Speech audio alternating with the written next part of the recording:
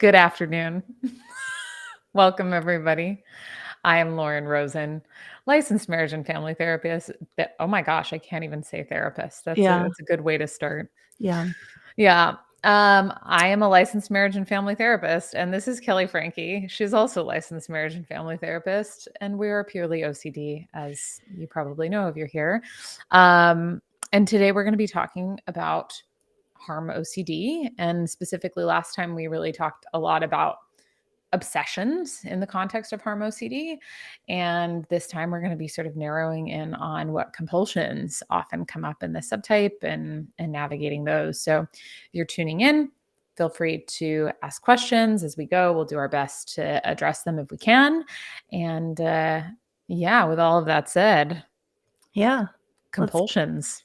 Harm compulsions. So, it's been a while. I'm trying to remember which obsessions we talked about, but harm can be, there's so many ways we can chop it up, no pun intended, and into harm.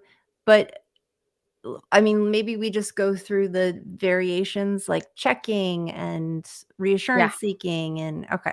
I think that's a great plan. And I think we had sort of divvied up that today, like in this harm OCD, we're going to be talking specifically about physical harm, whether or not you want to perpetrate that to somebody else or that somebody might harm you or a loved one.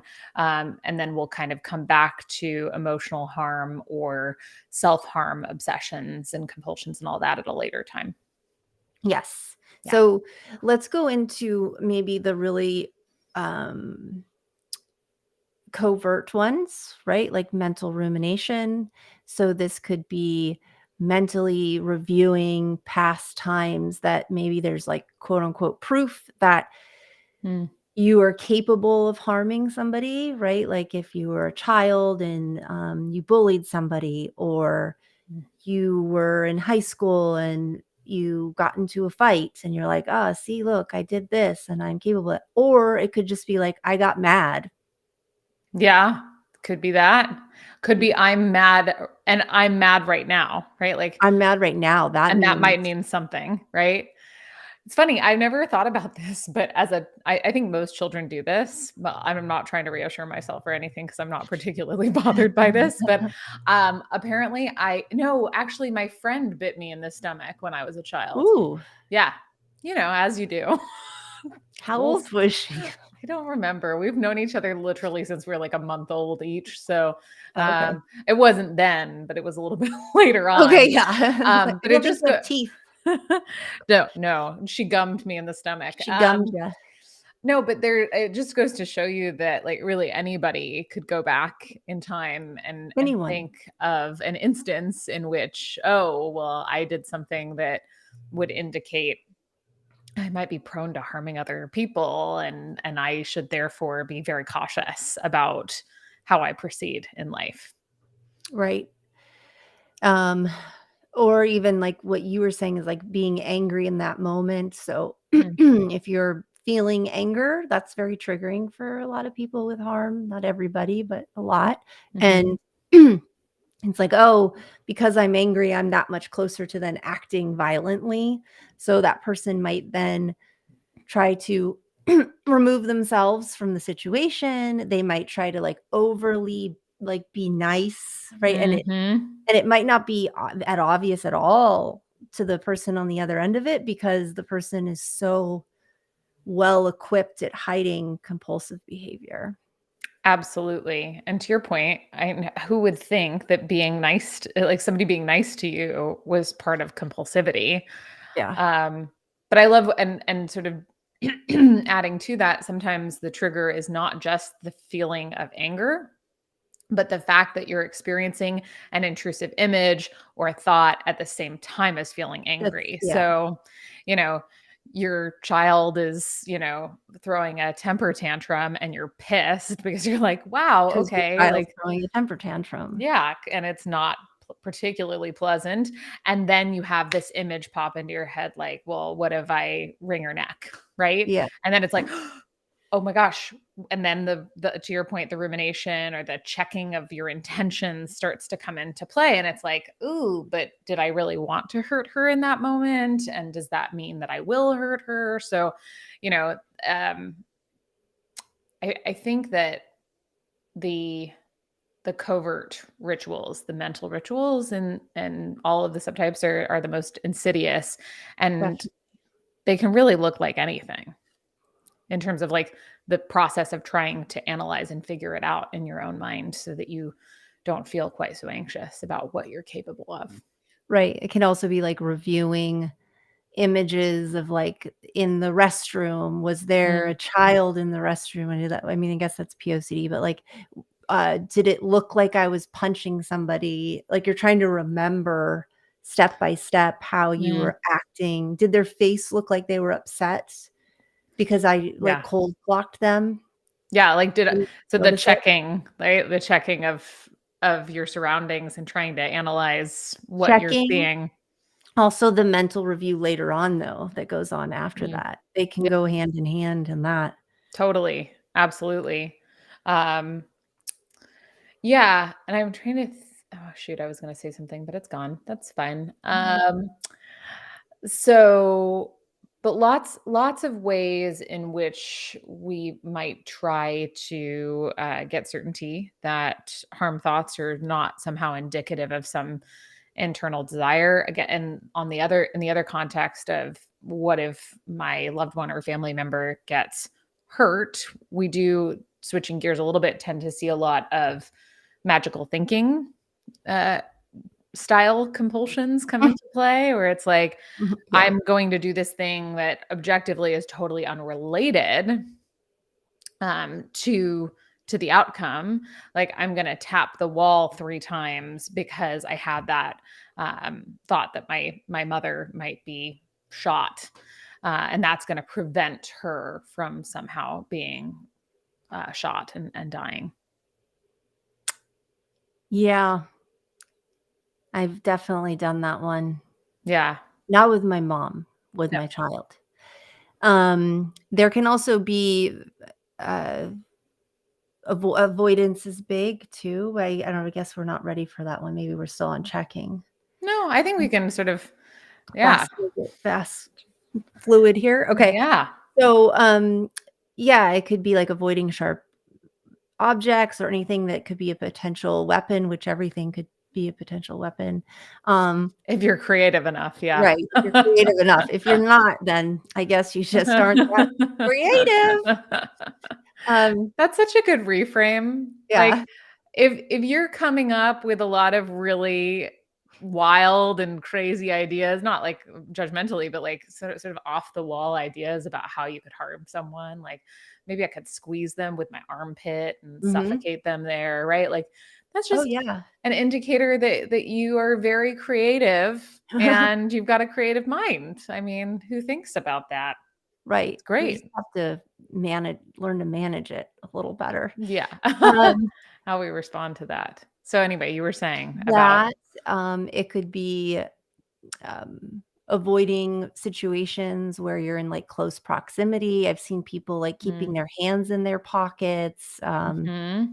not getting anywhere close to somebody at all, like, just, like, Yeah. arm's length is even too close. Yeah. Especially in the context of being, let's say you're like on a high space, like a high platform, and being close to another person, you have thoughts like, "Oh, well, what if I just shove Mhm. them right off?" Like it's like, "Okay, well, I can't get close to them and my hands better stay in my pockets, or I have to hold my arms like this." And those are all compulsions. Those are all ways of trying to That's right. reduce your discomfort around this idea that, I guess that's a possibility that I could push somebody off that ledge. Right. Right. Yeah. Um, I was going to say too, in terms of avoidance, that oftentimes that it can show up in the context of driving too. And I'm not talking about hit and run OCD because that'll deserve its whole yeah, own we'll do a episode. whole episode on that. Yeah, but in terms of, well, what if I hit somebody purposefully? right? Like, what if I lose control of the car and I do it accidentally? Um, so, maybe I just won't get behind the wheel of the car because it's a lethal weapon. Yeah, Yeah. Yeah. sure is. Yeah.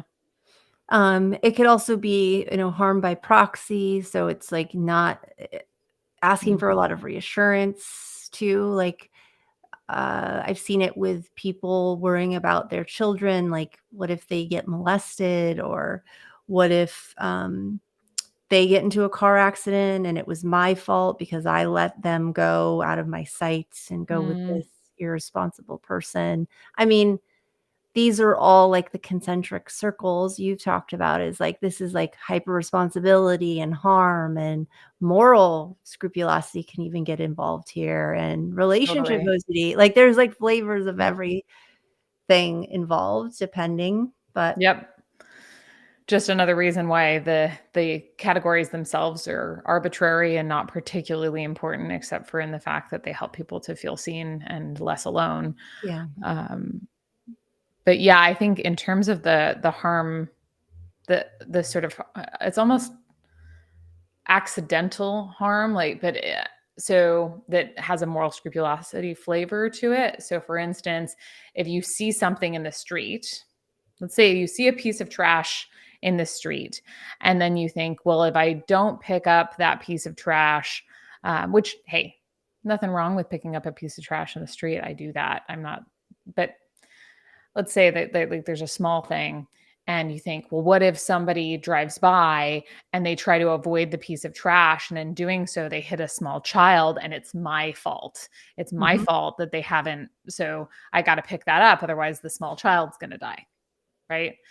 um All because we saw a piece of trash in the street. all because, yes. Yeah, it's tough. Hmm. To your It's point though, reassurance seeking can come up in the subtype, although I think that sometimes people will be more avoidant to talk about this subtype just because it's like, oh my gosh, but if they knew that I had these thoughts, then they would not love me or think that I was a bad person. So there's like another way of avoiding. But for those who do open up about it, even just in the context of therapy, there might be a tendency to be like, but am I really a bad person? Is it normal to have these thoughts? Is it okay to have these thoughts? Do they mean something about me? Which, of course, initially you want to acknowledge, like, thoughts don't mean anything about a person inherently. And yet, over time, if you keep asking that question, that can be super problematic. yeah. Yeah. And then you end up in our office. Yeah. Um, and also you can do it without disclosing, right? It can be like, "Oh, Mm, have you ever had a thought like this?" Like, again, like I said, people with OCD are highly equipped with this ability to make things very covert hmm. ops Yes. Very approach. clever, right? Yeah. Yeah. In fact, you could even say something like you might find yourself saying, I watched this thing on television, Yeah. and Oh somebody gosh. was saying that they Mhm. had this thought about like killing their parents, which I was like, whoa, but you ever had a thought like that? Yeah. Right? Like you're just trying to Yeah. sneakily have somebody say, oh no, I had that thought yesterday. It's totally fine. Which of course, I think it's important as we talk about the different compulsions that come up in this subtype and as well as all the rest, that we talk about why it's a problem. Right. Like one of the reasons that compulsions can be a problem, not maybe the most important of them, but is that sometimes when you seek reassurance, it backfires and the person does not give you the answer that you're looking for. Like that person in that instance that I just gave could be like, no, I've never had a thought like that. That's horrible. Like that person must really want to hurt somebody, right? Um, which of course is going to, Backfire. yeah, and increase, exacerbate somebody's anxiety. Right. Yeah. And there can also be like the accommodation Mm, factor of like having, avoiding certain functions like cooking or mhm. bathing your child, or doing anything that could potentially be harmful, like to either your friends or your family or your partner. And so now they're engaging in that, or you might be asking, like, do you think this is okay? Do you think if Mhm. I hold the knife this way, it's okay? Yeah. Um, Yep. And so to your point there too, there's this huge problem that comes up because now you're not holding your baby. You're not cooking food, which is probably helpful and yeah, important. I You're think not, eating is good. yeah, generally. You're not getting close to the people that matter to you, like, like your loved ones. You might not be willing to talk to them or be in proximity to them. So that's really limiting. And I think that that's maybe the most important problem with compulsions is that they limit our lives. Yep, they And sure there's do. smaller and smaller and smaller and then use, yeah. Yeah, Yeah. it's yucky. It's awful. Um, I'm trying to think what else I think of for compulsive behavior with harm. Yeah. Let's see. Confessing. I suppose we didn't really talk about that in terms of it's a type of reassurance seeking, but um, the Yeah, tendency. for sure. It'd be like I was walking on the street and I like this will happen in session where people where clients will be Mm, like, I was walking down the street and I was with my best friend and we were walking side by side and like I bumped them and they tripped. mm. And that just was really bad. And then you're like, "Oh, okay. I can see what you're trying to do Yeah, there." that's interesting. Why are you sharing that Yeah, information with me? Is there something that you're looking for? triggered. Yeah. Yeah. Yep. No, for sure. Um, it's such, yeah, there's so many tricky ways to go about getting reassurance or doing a compulsion. Or like contamination harm could be like, what if I didn't wash the counter well enough and there's raw chicken meat and now I've served that where I chopped a salad or near the salad and Now everyone has E. coli, and is that right? That's E. coli. Yeah. yeah, or I've Yeah. packaged something that may have had some type of contaminant on it and I'm mailing it off to my grandma and great, Yeah. now she's dead because they Now poisoned I her. killed my grandma. Yep. Yeah. Yep. And I think one other thing to maybe bring into that specific example, though it could be used with any, is that when you do the compulsion, so let's say you were like, oh, did I wash the counter enough? And you've packaged this thing up to your grandma that touched the counter. And you're like, well, just to be safe, I'm going to unwrap the package and I'm going to Lysol the contents so that when it does get to my grandma, she's safe. The problem is that it does actually alleviate your anxiety a little bit, and sometimes, right? And when it does, it reinforces this whole cycle. It makes you more dependent on the behaviors, so that the next time you're now in a position where you're like, well, I should probably unwrap it again and clean it again, not maybe to your grandma, but maybe to somebody I'll just else. And preemptively Lysol everything then. yeah, yeah. Or maybe I won't send things in the mail anymore. Maybe I'll only send it via Amazon so that I'm not culpable. Or Right, yeah, or I won't use the counter at all for anything except for you do see that a lot with contamination too, where it's like, clean this spaces. yeah, this area is good. This part's Hmm. clean. Right.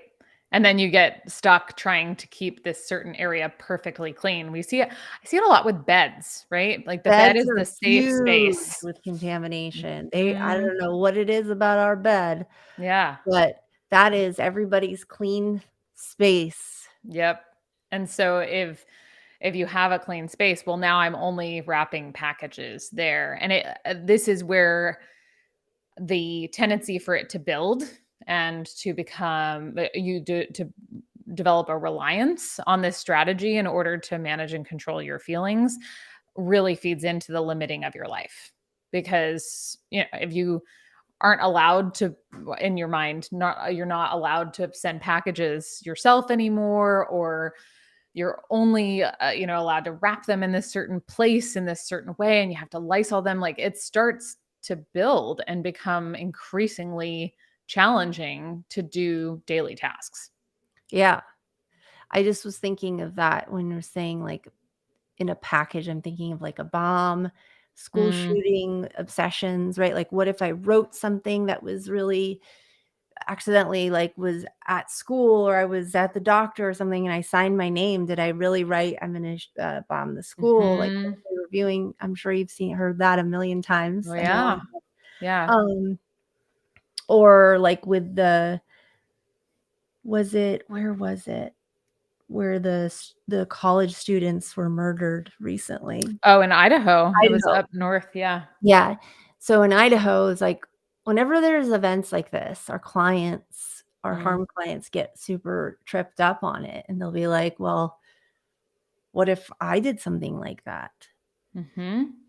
And that's where, again, sort of the unrelated compulsions that are a little bit more magical in scope can Totally. come up to, like, well, I'm not gonna watch any news about that because if I do, I might catch it, right? Like, I might catch um, the proclivity toward harm, and then I might do it myself. So there's, like, a little bit of an emotional contamination in there.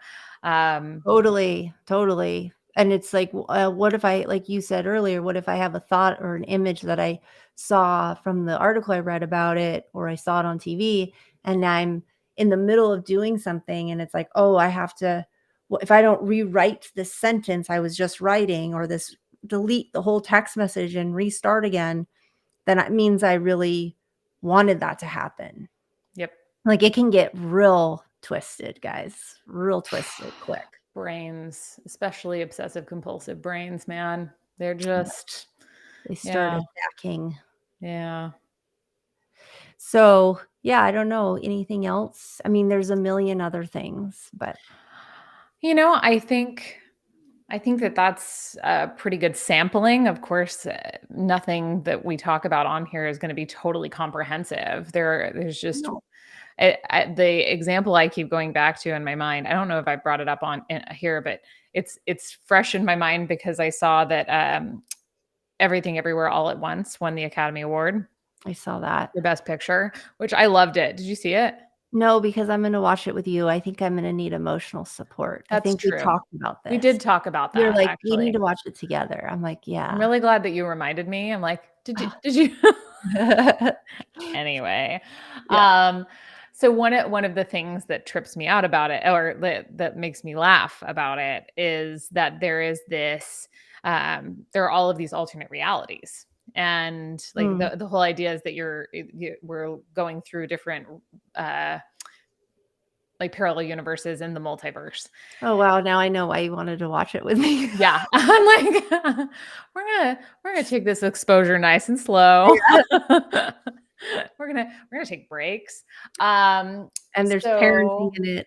oh yeah, for sure. Parenting. Um, Lots of existential, lots of anxiety about, yeah, parenting potentially. But in one of the realities, they have hot dogs for fingers. Oh, that's So awesome. I don't know if you've seen the commercials of, like, Jamie Lee Curtis, and I don't know her name. She won the best actress, I think, as well. She's wonderful. Um, like, with these hot dog fingers, like, they're, That's like, so going like this, cool. and it's just like blah, blah, blah. I'm like, okay, I have a very I love overactive Jamie Lee. mind.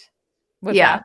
I love Jamie Lee too. Oh, she's awesome. Yeah. Um, and so I have a really overactive mind, and I never, not once in my whole life before seeing that movie, thought about a universe where people had hot dogs instead of fingers, right? Like, that just never occurred to me.